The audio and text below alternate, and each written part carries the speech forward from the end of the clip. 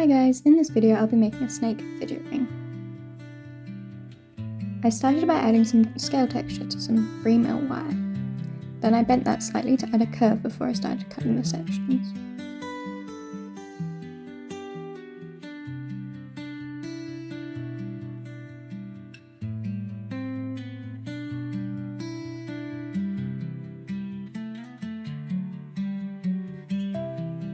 This part is a little bit boring and repetitive, but here I am making sure the segments fit and move how I wanted them to.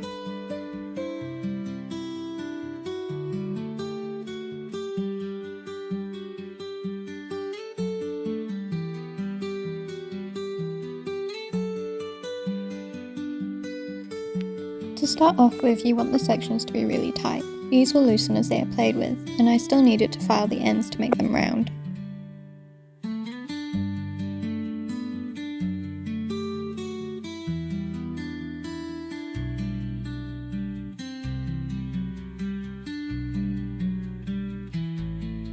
As you can see in this clip, one segment is measuring larger than the other.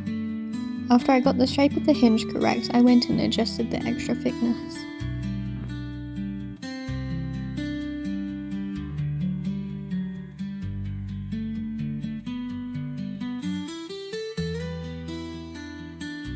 This process is really fiddly and my hands are shaking really bad, but you can start to see me shaping this, and I took away that extra thickness.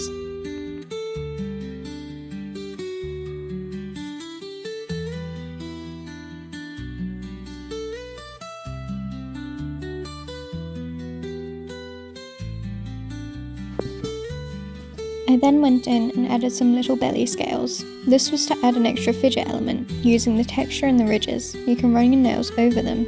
It's rather fun.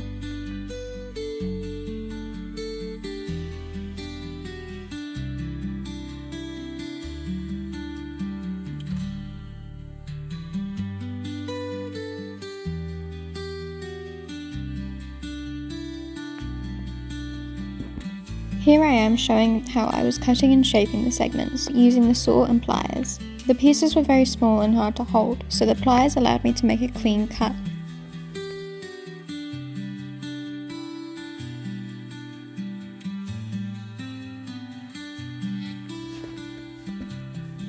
I had to take it nice and slow and steady.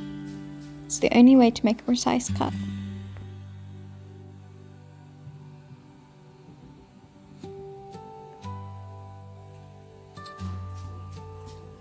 I had to check from every angle that it was straight. If I create the cut on an angle, the whole thing is ruined. And of course, I had to pull some faces as I was doing it.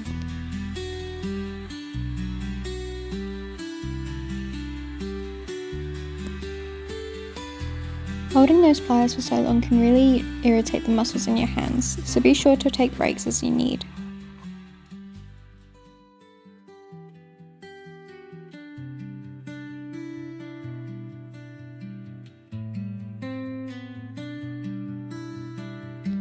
I ended up making more segments than I needed to. The original design plan was to have 6 segments as well as the head and the tail, so 8 pieces in total. This ended up being too much and I stuck with just 2.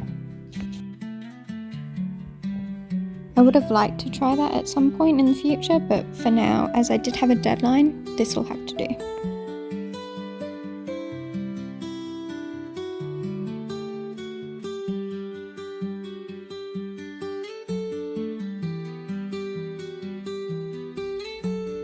Again, take breaks when needed, and don't forget to breathe.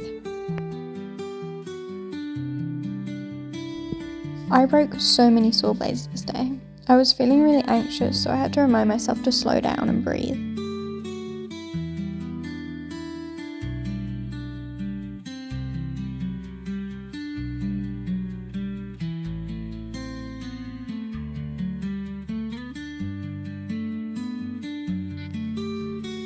I only ended up using 2 segments, but I ended up making 3 just in case.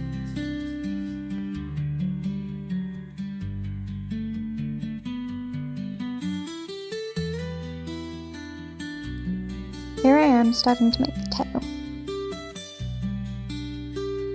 To do this, I simply file and sanded one end to make a sharp point. The tail rivet is going to be done on a different angle, like so. This way the tail can swing side to side and clasp under the head.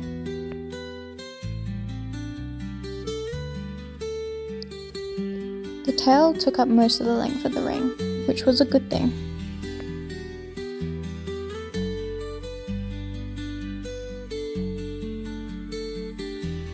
Here I am just trying to show you how it would all sit.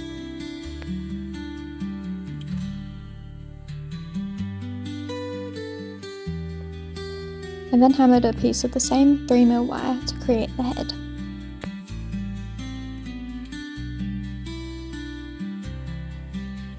I curved and shaped the head how I wanted it to look. You can make it however you'd like, and many others would make it differently. The hook under the head worked really well, and surprised me with how well it sat and how comfortable it was.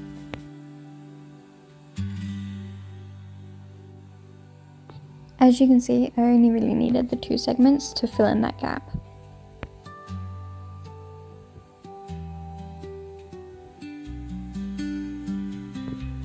I needed to rivet this together and also make it look round like a ring.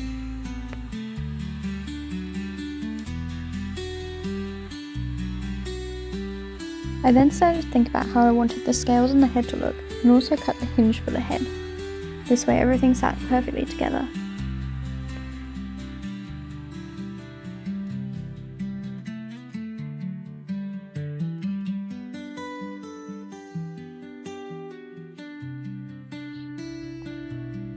Everything started to fit together really nicely.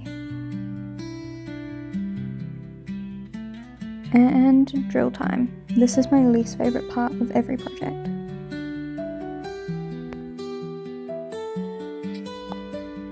When creating the rivets and hinges, there needs to be a hole for some wire to fit through. This is how the movement is created. The hinge pivots on this wire and allows the movement within a certain radius. Like that. And here it is with the wire post. To start the rivet, you need to melt one end of a bit of wire and cut the other end so that it is only 1mm or so above what's being riveted. Then, using a specific hammer, you tap the end until it sits flat and doesn't allow the wire to fall through the hole.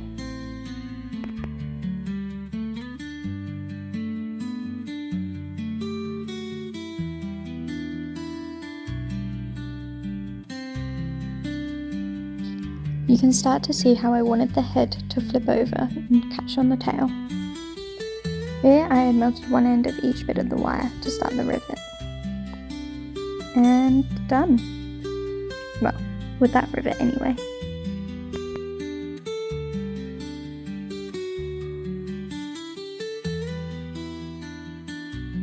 As you can see, the shape is still off, but I fixed that soon by gently tapping it around the mandrel. This is where it all started to look better. I used a 0.5mm ball bear to lightly carve the scales on the head. This just added an extra bit of character. I would have liked to use a smaller burr, but that wasn't an option at the time of making this piece, and overall I think it came out really well.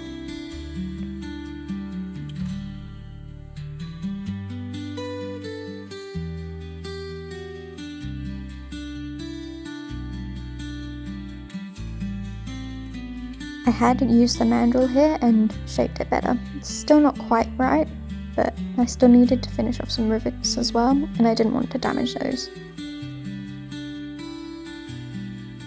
But you can really start to see the movement of this piece and the character coming to life. Here it is sat on my finger, and it fits me perfectly. It's just the right size. And then there was an accident. One of the links broke, and so I had to go in, refile, shape, and drill it so that everything could still work.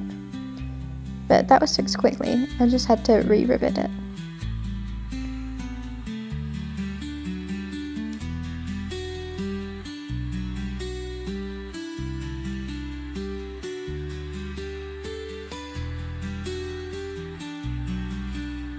Wiggle wiggle. But really, it is looking so much better now. I'm so proud of it. Again, it's super comfortable to wear, and the movement is just beautiful, the way that it all fits and moves together.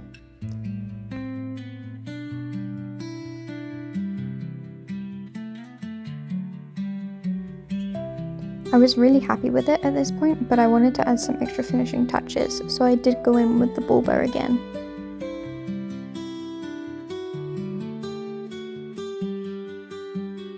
You can really start to see the movement here in this clip.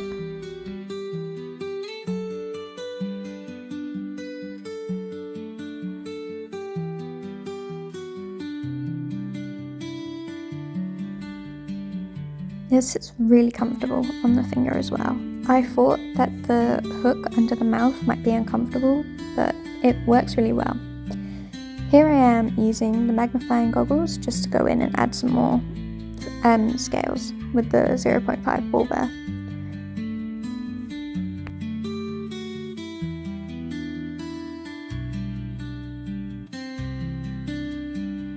Seriously, one day I'm going to learn not to clench my jaw so much.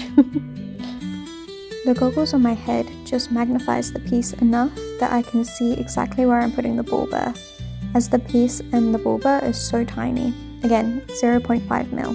It's tiny. I honestly don't realise that I'm clenching my jaw this much until I watch sped up videos, and then I'm like, oh my gosh, please stop.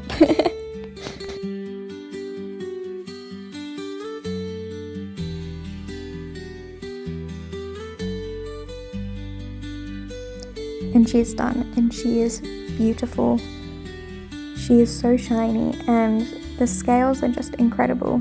And again, an extra fidget element. It's a texture, it's something fun to play with, and I just love it.